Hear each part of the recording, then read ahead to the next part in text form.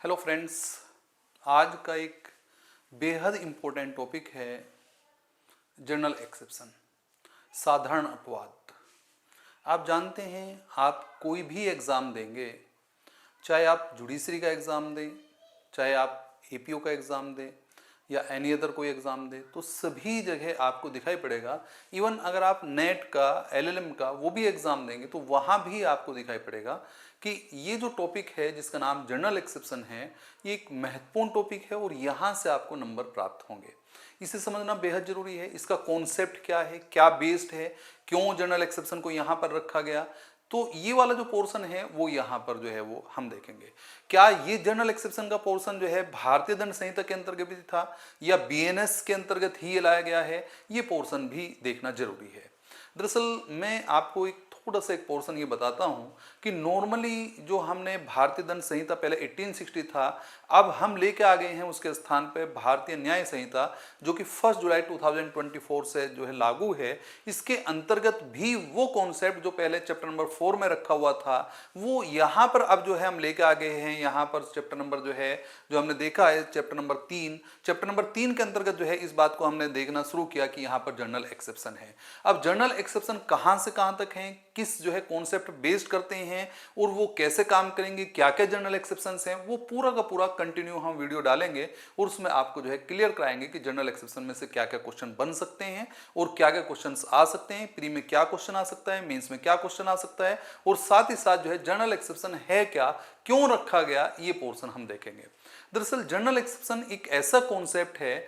ये मान के चलिए कि जैसा जो है एक केमिकल होता है, जैसे आदमी जो है एक पवित्र हो जाता है, जैसे आदमी दूध का धुला होता है जिसे आप कहते हैं, एक वो होता है कि अगर आपने एक क्राइटेरिया है कि जैसे आप वो केमिकल लगाएंगे तो एकदम आदमी ठीक हो जाएगा, उसी प्रकार का एक केमिकल है जनरल एक्सेप्शन। इसका मतलब अगर आपने कोई ऑफेंस भी किया है, इवन आपने जो है किसी की मृत्यु तक कर दी है और आप जनरल एक्सेप्शन के अंतर्गत आ जाते हैं, उस लाइन के अंतर्गत आ जाते हैं जनरल एक्सेप्शन की, जनरल एक्सेप्शन के किसी प्रोविजन का लाभ आपको मिल जाता है, तो फिर आपको नो ऑफेंस कैटेगरी में रखा जाएगा। ऐसे माना जाएगा जैसे आपने कोई ऑफेंस ना किया हो, जैसे आप दूध के धुले हों, पवित्र हों, आप जैसे जो है माँ के पेट से उत्पन्न हुए हों, बिल्कुल जो है जो निर्मल है, जिसके मन में कोई द्वेष नहीं है, ऐसा माना जाएगा। तो बात यह है कि क्या एग्जाम में इसकी कोई रेलिवेंसी है, क्या एग्जाम में यहां से क्वेश्चन बनेगा, तो बहुत सारे क्वेश्चंस जो है वो यहां से बनेंगे और ये एक इंपॉर्टेंट टॉपिक है जिसका नाम है जनरल एक्सेप्शन। थोड़ा सा देखते हैं इसे हल्का सा और लगातार फिर देखते रहेंगे।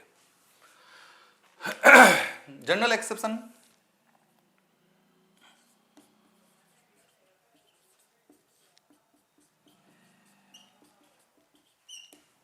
साधारण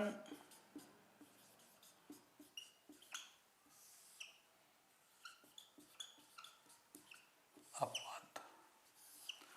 ये एक पोर्शन है। अब ये दो चीजों में अगर आप देखना चाह रहे हैं कि अलग अलग जो है चैप्टर्स के साथ देखना चाहें, आईपीसी में कैसा था, बीएनएस में कैसा था, तो दोनों को पोर्शन को एक साथ हम देख सकते हैं। यहां पर आप आईपीसी को लगा सकते हैं, आईपीसी 1860, और यहां पर जो हम देखते थे चैप्टर 4 होता था और सेक्शन होते थे 76 to 106। ये पूरा जनरल एक्सेप्शन के अंतर्गत आता था। दूसरी तरफ जो हम बीएनएस देखते हैं, BNS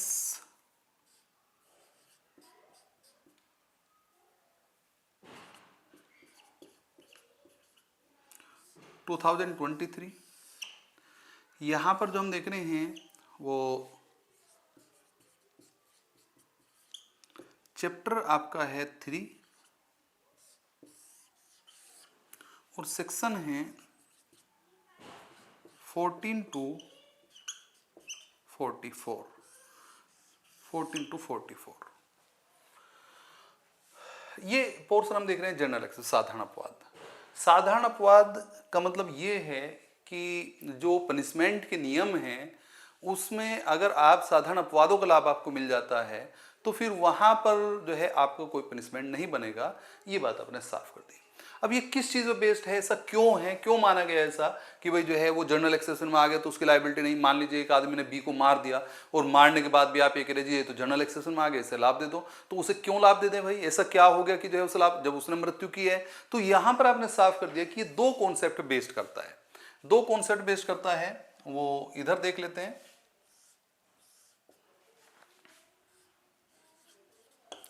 based upon the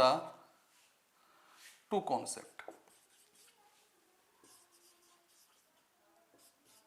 two concept, दो सिद्धांतों पर आधारित है।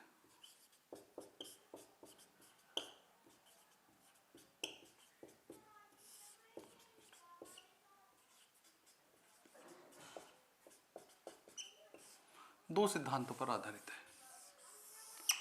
वो सिद्धांत क्या है, जगह नहीं है वहां पर, इधर देखेंगे।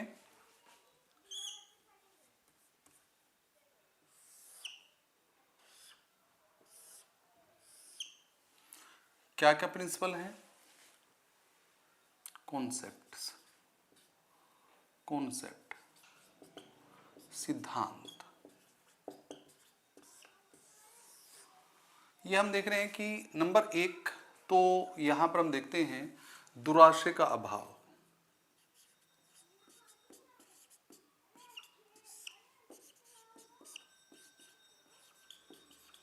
दुराशय का अभाव, lack of mens rea, lack of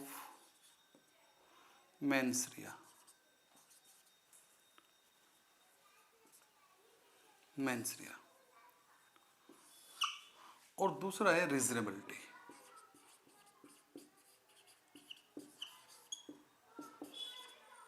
युक्तियुक्ता।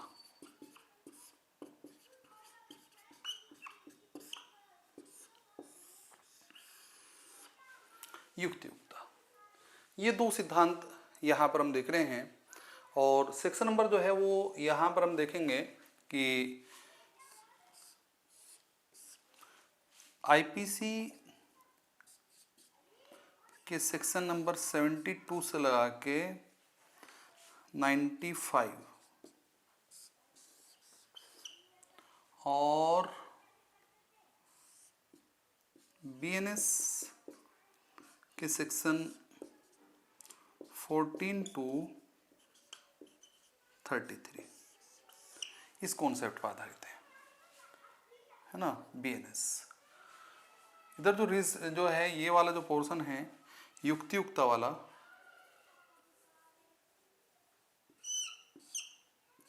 Short में हल्का मैं लिख रहा हूं, आईपीसी के अंतर्गत 96 टू 106 और बीएनएस के अंतर्गत 34 टू 44। ये एक कॉन्सेप्ट है। इसका मतलब साफ है कि साधारण अपवादों को पहले हम देख रहे हैं कि दो सिद्धांतों बेस्ड करते हैं। पहला एक सिद्धांत है दुराशय का भाव। इसका मतलब साफ है कि सबसे पहली चीज जब हम जो है वो ऑफेंस के इसेंशियल एलिमेंट्स देखते हैं तो वहां पर आपको दिखाई पड़ेगा कि सबसे पहला एलिमेंट आपके पास ह्यूमन बीइंग है, कोई मानव होना चाहिए।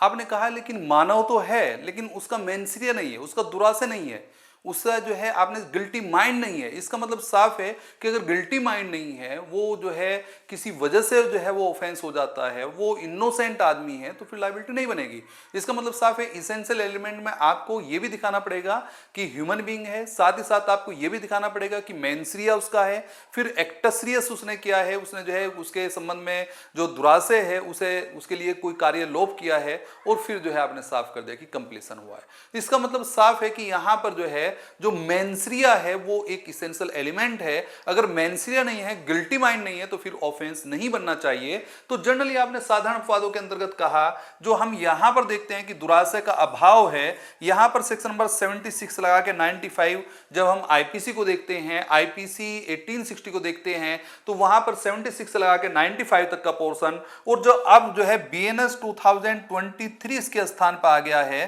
तो अब यहां पर सेक्शन नंबर जो है 14 से लगा के 33 तक के अंतर्गत ये पूरा पोर्शन रखा हुआ है कि लैक ऑफ मेंसरिया जो है होने पर जो है लायबिलिटी नहीं बनाई जानी चाहिए। इसका मतलब अगर उसका गिल्टी माइंड नहीं है, अगर उसका मन काला नहीं है, अगर वो जो है वो ऐसा आशय नहीं रखता है आपको मारने का या आपके साथ कोई ऑफेंस करने का, तो फिर उसकी लायबिलिटी नहीं बननी चाहिए। जैसा कि यहां पर 76 से लगा के आगे तक दिया है कि मान लीजिए जो है वो कोई मिस्टेक में काम करता है, मिस्टेक ऑफ फैक्ट हो जाता है या जो है मिस्टेक ऑफ लॉ, दोनों चीजों को रखा गया है। और या फिर आपने साफ कर दिया कि कोई जज जो है वो जज का कार्य करते हुए उससे कोई चीज हो जाती है, कोई एक्सीडेंटल काम हो जाता है, एक्ट ऑफ नेसेसिटी के तहत कोई कार्य हो जाता है, या कोई जो है वो ऐसा कोई बच्चा है जिसकी एज जो है 7 वर्ष से कम आयु की है और जो है वो बिल्कुल जो है इनोसेंट है, उसके मन में कोई चीज आ नहीं सकती, उसके तो प्रिजम्पशन की जाती है कि जिसके संबंध में जो है जिसकी एज 7 वर्ष से कम है उसका कोई मन में जो है वो दुराशय हो ही नहीं सकता। या फिर आपने इस बात को साफ कर दिया कि वो एक तरह से मेंटली जो है वो आपने कहा कि विकृत है, अनसाउंड माइंड है, या फिर वो इंटॉक्सिकेशन की वजह से जो उसने खुद अपनी इच्छा से अपनी नॉलेज से नहीं लिया है उस कारण से इंटॉक्सिकेशन की वजह से, या फिर जो है वो किसी कंसेंट की वजह से आपने कंसेंट दी थी, या बिना कंसेंट के आपके गुड फेथ में कार्य करने की वजह से, या फिर जो है किसी ऐसे जो है प्रभाव में जो मृत्यु के प्रभाव में आपसे जो है धमकी देकर थ्रेट के तहत कार्य कराया जाता है, वो कार्य उसका नहीं होता है, या फिर जो है वो आपने साफ कर दिया कि एनी अदर कोई ऐसा कार्य है जिसकी कोई सामान्य आदमी शिकायत भी ना करता, ऐसे कोई कार्य, सारे के सारे वर्क जो मैंने आपको बताए ये सब 76 से 95 और यहां पर बीएनएस में 14 से लगा के 33 के अंतर्गत कवर होते हैं। तो यहां पर जो है उनकी लायबिलिटी नहीं बनती है। इसका मतलब साफ है कि अगर मान लीजिए कि एक जो है 7 वर्ष से कम आयु का बालक है, 6 वर्ष का, और वो किसी आदमी के पीछे जाता है और बंदूक लेके जाता है और ये कहता है कि आज मैं तुम्हें छोड़ूंगा नहीं और मैं तुम्हें मार दूंगा, और वो गोली चलाता भी है और गोली लग भी जाती है, वो व्यक्ति मर भी जाता है, तो आपने कहा कि लेकिन वो बालक जो है प्रिजम्पशन जो है वो जो आईपीसी होता था वहां पर सेक्शन नंबर 82 होता था, जो बीएनएस है वहां पर सेक्शन नंबर 20 है, और ये कहता है कि देखिए प्रज्यूम ये किया जाएगा, उपधारणा की जाएगी कि उसका मेंसिया नहीं हो सकता है, इसका मतलब जो है वो अपराध नहीं कर सकता है। तो यहां पर आपने साफ कर दिया कि जब मेंसिया नहीं है तो लायबिलिटी भी नहीं है। तो जाहिर सी बात है ये सारा का सारा पूरा सेक्शन जो है वो ये 76 लगा के 95 या 14 से 33 बीएनएस के अंतर्गत इस सिद्धांत पर काम करता है कि जब आदमी का मन काला नहीं है, जब आदमी का मेंसिया नहीं है, जब गिल्टी माइंड नहीं है, तो फिर जो है उसके कार्य पे उसकी लायबिलिटी नहीं बनाई जानी चाहिए। इसका मतलब उसने अपनी इच्छा से नहीं किया है, या तो अचानक में कोई काम हो गया है, या आपके गुड फेथ के लिए उसने काम किया था, तो उसकी लायबिलिटी नहीं होनी चाहिए। दूसरा जो पोर्शन है वो यहां पर हमने देखा है रीजनेबिलिटी का। तो रीजनेबिलिटी का जो पोर्शन है युक्तियुक्ता, युक्तियुक्ता इसका मतलब मेंसिया तो है, आदमी बड़ा है और सब कुछ जानता है, अच्छा कार्य करता है, अच्छे बुरे की पहचान है उसे, ऐसा नहीं है कि वो अनसाउंड है, ऐसा भी नहीं है कि वो चाइल्ड है, ऐसा भी नहीं है कि वो इंटॉक्सिकेशन में है, ऐसा भी नहीं है कि वो बहुत जो है छोटा बच्चा है या उसे भूल हो गई, कुछ भी नहीं है ऐसा। बस लेकिन एक बात ये है कि रीजनेबिलिटी है। रीजनेबिलिटी ये है कि हर एक व्यक्ति को जो है वो ये राइट दिया गया है कि आप अपना बचाव कर सकते हैं, आप अपना बचाव कर सकते हैं, आप अपनी प्रॉपर्टी का बचाव कर सकते हैं। ये पूरा पोर्शन यहां पर रखा हुआ है। अगर कोई आदमी जो है वो आपकी संपत्ति के विरुद्ध, आपके शरीर के विरुद्ध या किसी अन्य व्यक्ति की संपत्ति या शरीर के विरुद्ध अपराध कर रहा है, तो आपको कुछ राइट्स दिए गए हैं कि आप वहां पर उसमें बचाव कर सकते हैं। और जो है राइट टू प्राइवेट डिफेंस से आप कहते हैं, राइट टू प्राइवेट डिफेंस का पूरा राइट यहां पर दिखाया गया कि आप जो है वो राइट टू जो है डिफेंस कर सकते हैं। यहां तक कि कुछ मामलों में जैसा रेप है, अननेचुरल लस्ट है, डेथ है, ग्रीवियस हर्ट है, जो है एब्डक्शन है, तो इन सारे ऑफेंसेस में तो यहां तक राइट दिया है कि आप उसकी डेथ तक कर सकते हैं, मृत्यु तक कारित कर सकते हैं। और ये पोर्शन जो है जो हम देखते हैं सेक्शन नंबर जो है 96 से लगा के 106 तक का पोर्शन था, जिसमें जो है प्राइवेट डिफेंस का राइट क्या है, राइट को जो है यूज आप कब कर सकते हैं, क्या अनसाउंड व्यक्ति भी इसका यूज कर सकता है, जो है कौन सी रेस्ट्रिक्शंस हैं, 4-5 रेस्ट्रिक्शन की, अगर पब्लिक सर्वेंट कोई कार्य कर रहा है या उसके द्वारा ऑथोराइज कोई व्यक्ति कार्य कर रहा है, या जितना यूज आपको करना है उतना केवल आप यूज करेंगे, या फिर जो है कौन सी ऐसी दशाएं हैं जिनमें जो है प्राइवेट डिफेंस में आप डेथ तक कोज कर सकते हैं, और कौन सी ऐसी दशाएं हैं जिसमें आप प्राइवेट प्रतिरक्षा में जो है डेथ कोज नहीं कर सकते, क्या बॉडी के जो है प्राइवेट प्रतिरक्षा में आप जो है मृत्यु कर सकते हैं, या संपत्ति की प्राइवेट प्रतिरक्षा में मृत्यु कर सकते हैं। ये पूरा का पूरा पोर्शन जो है वो यहां पर रखा हुआ है, राइट टू प्राइवेट डिफेंस, जिसे आईपीसी में 96 से 106 और बीएनएस जो है 2023 के अंतर्गत सेक्शन नंबर 34 से लगा के 44 तक के पोर्शन में रखा हुआ है। इसका मतलब साफ है कि दो कॉन्सेप्ट पे काम करता है कि लैक ऑफ मेंसरिया दुरासे नहीं है, मेंसरिया नहीं है, तो फिर नो लायबिलिटी। और अगर रीजनेबिलिटी ये है कि अगर कोई व्यक्ति आपको मार देता तो आपको अपनी जान बचाने के लिए जो है अपना कार्य करना पड़ेगा, युक्तियुक्ता है, तो ऐसे में भी जो है आपकी कोई लायबिलिटी नहीं बनेगी। तो ये पूरा कॉन्सेप्ट जो है जनरल एक्सेप्शन का है, जो यहां पर इस समय आईपीसी के अंतर्गत, आईपीसी 1860 के अंतर्गत चैप्टर नंबर 4 में रखा हुआ था, और 76 लगा के 106 तक का पूरा पोर्शन था। और बीएनएस के अंतर्गत जो है वो बीएनएस 2023 में चैप्टर नंबर 3 के अंतर्गत ये रखा हुआ है, और सेक्शन नंबर जो है 14 से लगा के 44 में रखा हुआ है। तो जनरल एक्सेप्शन एक ऐसा प्रोविजन है जिसमें अगर इसके अंतर्गत आप इसका लाभ ले लेते हैं तो फिर आपकी कोई लायबिलिटी नहीं बनती है ना। आपको कई बार ऐसा होता है क्वेश्चन कि अगर जनरल एक्सेप्शन में आएंगे तो क्या आपको आधा पनिशमेंट मिलेगा या जो है 1/4 मिलेगा या तो कोई नो पनिशमेंट, कोई पनिशमेंट नहीं मिलेगा। अगर आप जनरल एक्सेप्शन में आ जाते हैं तो फिर कोई पनिशमेंट आपको नहीं मिलेगा। लेकिन जनरल एक्सेप्शन का जो लाभ है वो किन दशाओं में मिलेगा? अगर आप प्राइवेट डिफेंस में जो है कर रहे हैं तो आपको देखना पड़ेगा कि किस सेक्शन के अधीन मुझे रहते हुए, ऐसा नहीं है कि एब्सोल्यूट राइट नहीं है आपके पास कि आप किसी को भी जो है किसी की मृत्यु करने का राइट ये नहीं देता है, केवल आपको डिफेंस का राइट देता है। दूसरी बात जो है, क्या आप जानबूझ के अगर अपनी इच्छा से जो है वो नशा करते हैं, स्वेच्छा से जो है वो नशा करके जो है किसी को जो है मारने के लिए चले जाते हैं, उसकी मृत्यु करना चाहे, तो वहां पर आपको लाभ नहीं मिलेगा। तो इसकी कंडीशंस कुछ जरूर हैं, लेकिन पूरा पोर्शन जनरल एक्सेप्शन का रखा हुआ है। आईपीसी और बीएनएस 2023 अब जो है आईपीसी को रिप्लेस करके आया है। यहां पर ये चैप्टर नंबर 3 के अंतर्गत चला गया और सेक्शन नंबर 14 से लगा के 44 के अंतर्गत चला गया। लगभग वही सारे प्रोविजन हैं जो पहले आईपीसी में रखे हुए थे 76 से 106 में, बस इनके सेक्शन का जो है वो अलग तरह से जो है वो अलग सेक्शंस में रखा गया। 14 से जो है आपने बनाया 14, 15, 16, 17, बिल्कुल क्रम भी वही रखा है जो 76 से लगा के 106 तक था कि पहले जो है मिस्टेक वाला पोर्शन रहेगा, फिर जो है वो जजेस का कार्य रहेगा, फिर जो है मिस्टेक ऑफ जो है वो फैक्टर लॉ के साथ जो है रहेगा, फिर जो है पहले बाउंड बाय लॉ था, फिर जस्टिफाइड बाय लॉ, फिर एक्सीडेंट, फिर वो पूरा पोर्शन जो यहां था वही क्रम यहां भी रखा हुआ है। तो ये पोर्शन है जनरल एक्सेप्शन का। नेक्स्ट वीडियो में मैं जो है इस पूरे तरीके से एक एक चीज को हम एक्सप्लेन करेंगे। तब तक के लिए धन्यवाद।